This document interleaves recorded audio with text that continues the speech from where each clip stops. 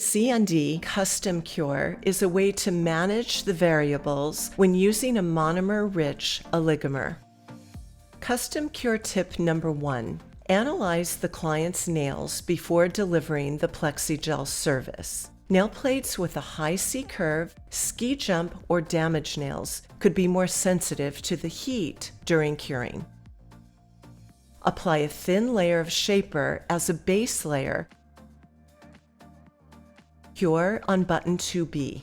This layer will act as an insulation layer for comfortable cure. Custom Cure tip number 2. Controlling the thickness of the product. Apply PLEXIGEL in layers and avoid going too thick, especially on clients with sensitive nails. Flash cure often to manage comfort. Custom Cure tip number 3. Using the lamp for curing. Use the CND LED lamp for proper output. Utilize the flash cure zone, which is the space between the thumb dimples on the base plate of the lamp, which reduces the output by 50%. Flash cure in this zone on button 1 for 2 to 3 flashes. Move the thumbs closer to the hand for this step.